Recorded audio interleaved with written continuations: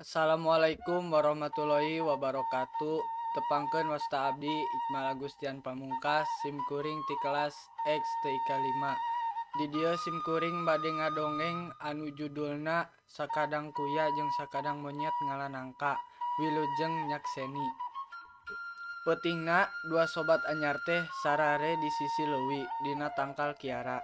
Sakadang monyet sare dina dahan anu panghandapna, ari sakadang kuya sare dina sela-sela akar kiara. Henteu pajauh, maksudna sangkan bisa ngobrol memeh sare atawa bisa silih ngageuingkeun mun aya nanaon. Ari dug, ari keur duanana sare tibra, tengah peuting sakadang monyet nyaring, tuluy ngageroan sakadang kuya. Sakadang kuya, hudang sakedeung. Aya naon sakadang monyet? Uing ngimpi mangih tangkal nangka, buahna mani leubeut. Di mana? Temal sakadang kuya. Di tengah leuweung, tapi dina impian teh dituduhkeun lebah-lebahna oge. Keun isukan urang teang, ayeuna mah urang sare deui. Da peuting keneh, ceuk sakadang kuya. Ngadenge jawaban kitu, sakadang monyet sare deui, mani dugker.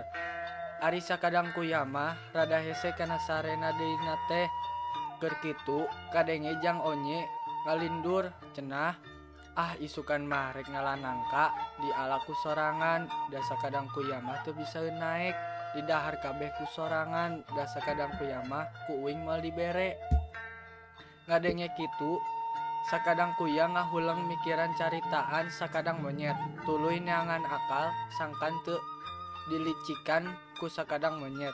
Sanajan lila ulengna tapi teu burung kapanggih oge, geus kitu mah reup bae sakadang kuya teh sare deui. Isuk-isuk wanci carangcang tihang, sakadang monyet geus hudang, jrut turun tina dahan tempat sarena. Tuluy bae ngaguyah-guyahkeun ngahudangkeun sakadang kuya. Yeuh sakadang kuya, hudang. Hayu urang neang nangka tea, ceuk sakadang monyet. Sakadang kuya hudang nololkeun sirahna, pok ngomong, ke atuh sakadang monyet, ayeuna mah isuk keneh. Ih engke mah bisi kaburu di alaku batur, ngapal henteu jalana. Ih puguh we, da dina impian teh dituduhkeun lebah-lebahna. Hayu atuh bring eta dua sobat anyar teh indit ka jero leuweung. Inditna teu bisa gancang sabab sakadang kuya mah lumpangna boyot. Inditna teu bisa gancang sabab sakadang kuya mah lumpangna boyot. Kira-kira wanci pecat sawed kakarang nepi kanu dituju. Nyawe henteu salah impian sakadang monyet teh. Di dinya aya tangkal nangka segede beuteung munding. Buahna leubeut tinggal rayot dina dahan-dahana. Sok-sok atuh geura naek ulang ngahulang bae, ceuk sakadang kuya ka sakadang monyet. Ke heula, gampang naek mah, ngan uing teh teu nyaho kumaha carana ngabedakeun nangka anu geus asak jeung nangka anu atah keneh, ceuk sakadang monyet. Sakadang kuya seuri leutik ngadenge omongan sakadang monyet kitu teh. Asa manggih jalan pikeun metakeun akalna anu meunang mikiran tadi peuting. Gampang atuh ngabedakeunana mah. Ditepakan we, lamun sorana plek plek plek tandana eta nangka geus asak, lamun sorana pluk pluk pluk hartina atah keneh, ceuk sakadang kuya. Henteu talangke deui, terekel sakadang monyet naek kana tangkal nangka. Gugurayangan, ceuk pikirna, si kuya mah rek dibere anu aratah bae, ari anu arasakna keur uing rek didahar di luhur ku sorangan. Terus nepakan nangka anu ngagarayot, anu sorana plek plek plek dirawatan ku manehna, ari anu sorana pluk pluk pluk mah dipurakeun bari ngajorowok. Tah uya mere nangka pek we dahar ku sorangan, lamun hayang nu asak naek ka dieu cenah. Sakadang monyet tuluy ngagorogotan nangka dina luhur tangkal. Leungeunna, sungutna malah sukuna oge pinuh ku geutah.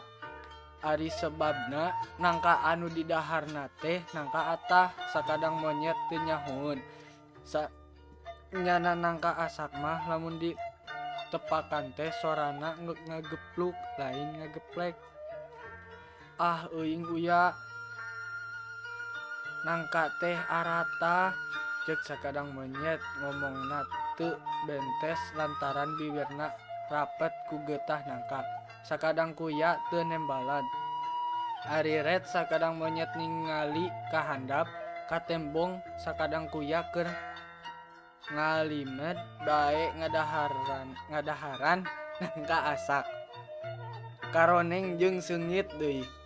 Malah nangka teh hampir beak tinggal jaramina jeung sikina anu balatak di sabudeuranana.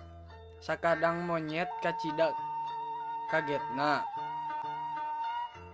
Geus teug bae boga rasa yen manehna geus kabelejog ku sakadang kuya. Buru-buru manehna tuturubun nyampeurkeun ka sakadang kuya.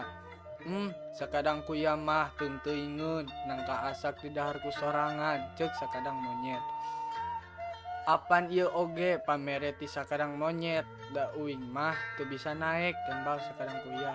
Cing atuh uing ngasaan nangka asak da anu di daharku uing mah nangka atah. Tah aya sanyemplungeun deui ceuk sakadang kuya. Nangka anu sanyemplung teh dicokot ku sakadang monyet tuluy di dahar. Nyawe ngeunah amis keureut sakadang monyet gantung teu reuyeun menta deui ka sakadang kuya puguh da geus beak. Sakadang kuya mah kawas lain jeung sohib bae ceuk sakadang monyet bari jamedud tuluy lumpat terekel naek kana tatangkalan. Indit ninggalkeun sakadang kuya. Sakadang monyet teh pundung tayohna mah. Sanggeus kitu mah sakadang kuya oge balik deui ka tempat asalna, leumpangna beuki ngadedod bae lantaran beteungna seubuh teuing ku nangka. Sakitu dongeng ti abdi, hapunten bilih aya kalepatan dina bahasana. Assalamualaikum warahmatullahi wabarakatuh.